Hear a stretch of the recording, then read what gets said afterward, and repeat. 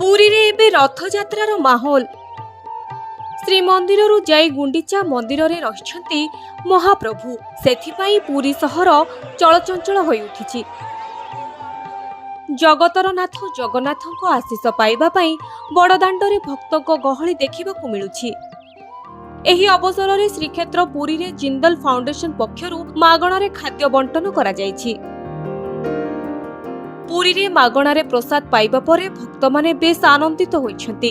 जिंदल पक्षरु होइथिबा एभଳି प्रयास को भक्त माने बेस पसंद करिछंती।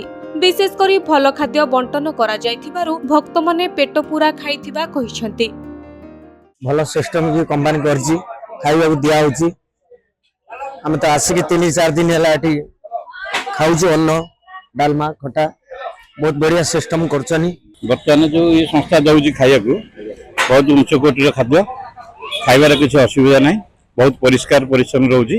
आम चाहूँ ठाकुर बरादर ये संस्था एम चली था। तथा जिंदल फाउंडेशन धन्यवाद। लोकों सेवार कि एतक अर्पण कर भगवान अत्यधिक आनंद देवे। अच्छा लग रहा है, अच्छा खाना भी अच्छा है, यहाँ के चावल वगैरह सब अच्छा व्यवस्थित है। खाना बहुत अच्छा खाना है, एकदम बढ़िया बंदोबस्त है।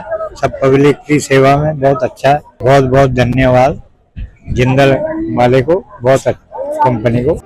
प्रतिवर्ष परि चलित वर्ष मध्य जिंदल तरफरु भक्तों पई सुव्यवस्था करा जायछि। 2015 नवकले बररु जिंदल तरफरु एभଳି सेवा जोगाई दिया जाउछि। रेलवे स्टेशन बस स्टैंड रे अनवरत लोकों को खाद्य दिया जाउछि। लोकों को खाद्य देबा पई 24 घंटा किचन चालुथबा कहिसंती जिंदल स्टील रो सभापति प्रशांत होता। माँ जेपरी निज पिला पई सुस्थ खाद्य प्रस्तुत करिथाए, ठीक सेमिति आम्भे भक्तको पई सुषम खाद्य दउछु।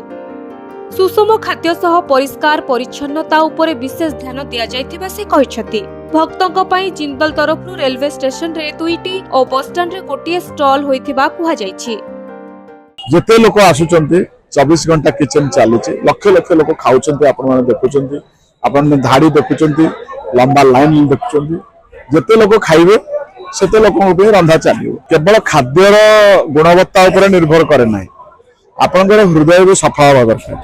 सेति में कोआ जाय जे मार रांधना बहुत भल लागे, काहे कि ना मार हृदय सफा थाए जे पिला मानन पे से रांधी। ठीक सेहि बेले आमे एटी हृदय खोला करी करूछु। एवं परिच्छन्नता रखिबा होछि परम धर्म। स्वच्छता ठु बळी करी बड़ धर्म किछि नाही। तेनो एटी वॉलंटियर्स माने मु भी आज्ञा निजे झाड़ू मारी दूसरी रात जो वॉलंटियर्स मैंने क्लांत तेणु आम जब परिच्छन्न न रखा तेज खाद्य भी भल लगे। जो स्पिरिचुअलिटी जो आध्यात्मिक भाव लोक आसी से आध्यात्मिक भाव नष्ट हो। प्रतिवर्ष परि चलित वर्ष मध्य जिंदल तरफरु खाद्य बंटन करा जायछि। आ भल खाद्य खाइबा परे भक्त माने बेस आनंदित होइछथि। पुरीरो संतोष कुमार दास को रिपोर्ट, ओडिशा संवाद।